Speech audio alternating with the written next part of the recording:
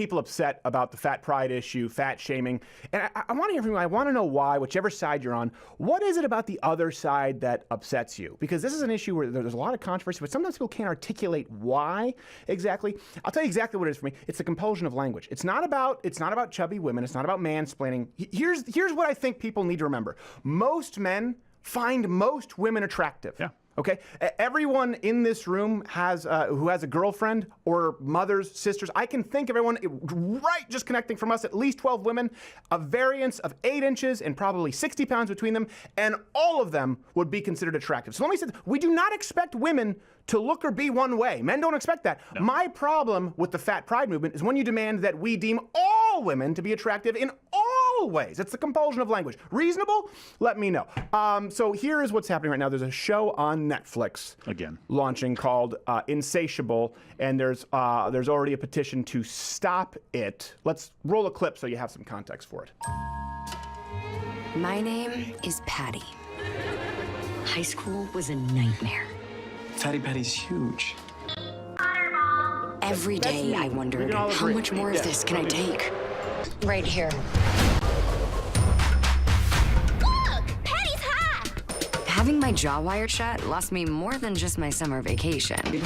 Now, I could be the former fatty who turned into a brain. Or an athlete. Or a princess. We have had enough of this. You can go. I don't even think the show is out yet, if I'm not mistaken. No. It doesn't stop people from already being outraged. Cue the tweets. My favorite one here is, it says, "This is still telling kids to lose weight to win." Yes. Bad idea to lose weight, right? The response really shouldn't be all that surprising, given the long list of fat pride leading romantic comedies, which brings us to this week's 7+1. You forgot the one in the chamber. There's always one in the chamber. And by the way, we have like 3 magazines today, just so you know, because but these were the most popular, of course, fat pride films that a lot of people don't realize. Number 7 was size 27 dresses. That was a big one. That was very popular. And number 6 is actually a sequel to another one, but You've Got Heart Disease. That was a big one. Check your inbox. Oh my gosh. Number 5, She's All Fat. In case you didn't know. Number 4, The Devil Wears Lane Bryant. Number 3, 10 Things I Ate Without You. Aw, that's just me. Yeah. Number 2, Isn't She Chubby? A lot of people weren't entirely sure this came from. Yeah. Was that Edward Burns? Isn't She Lovely? I don't know. I don't know. Maybe it was Freddie Prinze Jr. Number 1, How to Crush a Guy in 10 Seconds. Okay, reload. Back to number 7. We have so many of these. 13, Going on Diabetes was a really popular one for a while. Number 6, number 2, number 6, Father of the Fat Bride. They were pretty much. Yeah, different. At that point, they weren't even really original. No. It was like doing the Ocean's 11 with women, only fat. Oh, jeez. Number 5, Failure to Lunch. That was one. And it's an ill-fated sequel. Number 4, I Took Care of It. So. Number 3, All You Can Eat Breakfast, Brunch, Lunch, Dinner, Second Dinner, Cocktail Hour, Midnight Snack at Tiffany's. That was one. Also was really racist with the fat Asian Mickey Rooney. Yes. Oh, yeah. Yeah, that was very insensitive. Really weird, John Hughes classic number 2, 16 Cheeseburgers. Oh. Makes sense. Again with the racist Asian character. Again with the racist Asian character. But hilarious, nonetheless. That was Fat Duck Dong. And number 1, there, Girl Interrupted by a Coronary. Reload, we have another 7 for you.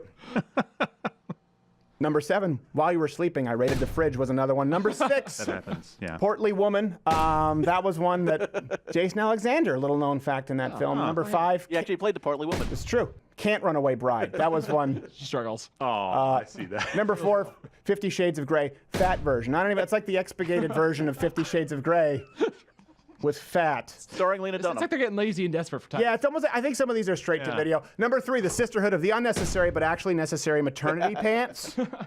Ouch. Jeez. Number 2, P.S. I Ate You. And it was actually a sequel. No, wait, I always get these confused when Sleepless in Seattle was not actually one, but number 1 was When Harry Fed Sally. That was a big one. And of course, actually the +1 top rom-com fat pride film of all time is I Feel Pretty, starring Amy Schumer. That's been this week's 7+1. You forgot the Stefan in the chamber. Always forget. That's how it ends all the villains. The Germans. You're out. No, I'm not. By the way, hit the bell. Join Mug Club if you haven't hit the notification bell. That's what keeps us going. We do the show every single day, full hour. And if you want to try it out, live streams every Thursdays, 8 p.m. Eastern. Okay, so I think the fat pride issue, this really is more symptomatic of the left. And it's the root causes here are greed, enablement, and ingratitude. And these are the same things with every other problem you see from the left. So what happens if someone is greedy and you enable them? It ultimately leads to complete and total ingratitude. Yeah. How do I mean this? Greed.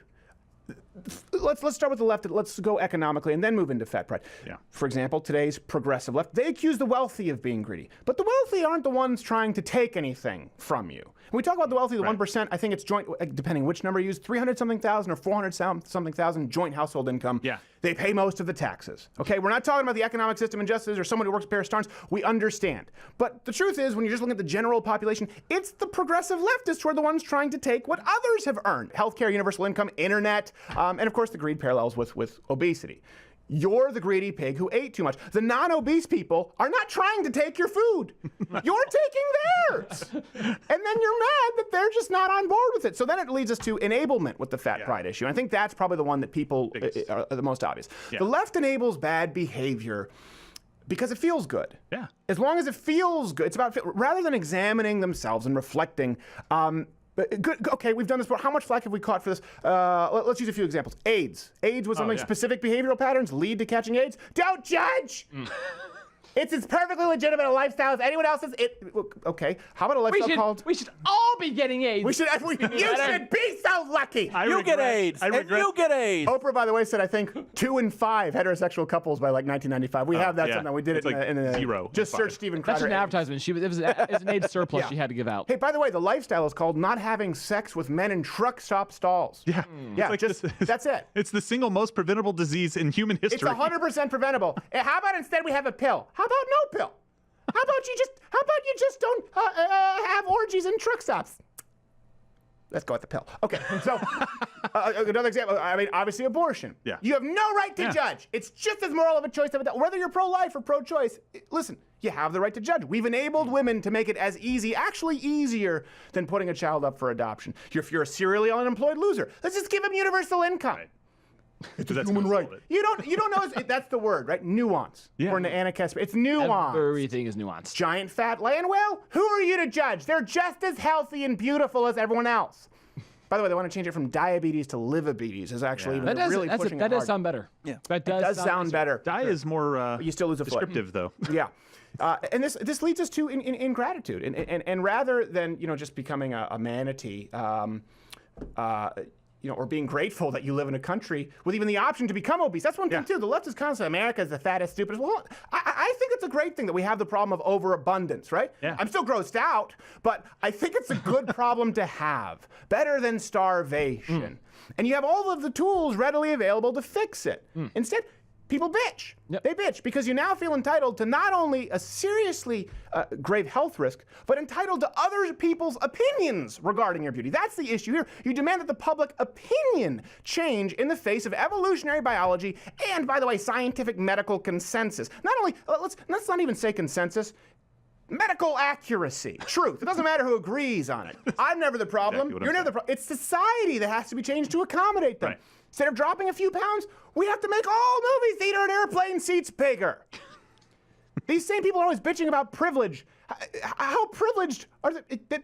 I'm too fat is the problem. You're privileged, and you're exercising it more. I'm exercising restraint. And then we need to get bigger seats because I actually like the roomy seats. We kind of all benefit. The issue is we go even as far as to shame those people who take care of their bodies. Yeah. Right? Now people they're thin is they try to say thin privilege. So we can't shame people for eating themselves into obesity. And I'm not saying you should shame people, but you can't even make a judgment saying this is a bad call. Yeah. But we can shame people who exercise enough that they can have a slice of pizza on the weekend, for example. And remember the idea of tolerance? Yeah. Remember that? Remember that idea? So the definition, I think I have it in front of me, is sympathy or indulgence for beliefs or practices differing from a conflicting opinion with one's own. The act of I don't even think that's going to be in the nomenclature for our kids. The definition of tolerance. It used to be, don't make fun of fat people. We all agree. Don't be a bully. Of course, that's fine. Listen, I was chubby 7th, 8th, 9th grade. I was short, fat, then really tall and skinny. I didn't shave until I was 21. The definition is the act of celebrating everything. Exactly. Yeah. That's a big difference. The left doesn't even allow differing opinions anymore. Yeah. They're blatant in the fact that they must engineer public opinion to match theirs exactly, or they will gaslight you. Right? Let's go from gay marriage to men in little girls' rooms. Yeah. Taxing the wealthy to being forced to praise. Now it's not, you don't believe me? It's forced praise of morbidly obese people. Instead of weigh-ins, NAFA has yay-ins. I yay ravishing. Freaking kidding me? I am halfway between sexy and lovely. No, you're not. Oh, I yay sexy. That was very You're blatant. halfway between diabetes, type 2, and death. I love Brodigan, just a simple answer. No, you're not. Look, this was when we covered last week. This land whale who marched down Times Square in a bikini, right? This comes from Cosmo. And she complained that people were actually catcalling her. Yeah. Like they wanted to get all up in her crevices and stuff, whatever it was. I mean, here's a woman who Pick a crevice. She's walking down 110th Street.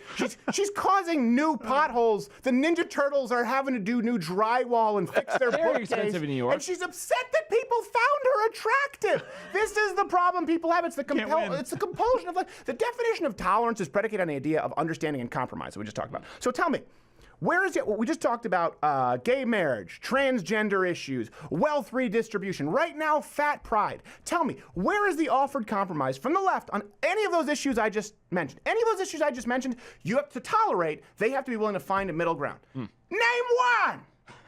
You can't force people to accept someone. You can't force an apology. You can't force people to love someone. And you can't force people to be sexually attracted to everyone. By the way, this is the thing. Most guys are sexually attracted to most women. You don't have to be perfect. We just don't want to have to be told that we're a racist, sexist, misogynistic pig if we are not attracted to all of the things. And that's, by the way, it's also medical accuracy. That's why Amazon Prime recently really, they struggled with their recent docuseries celebrating obese 75-year-olds.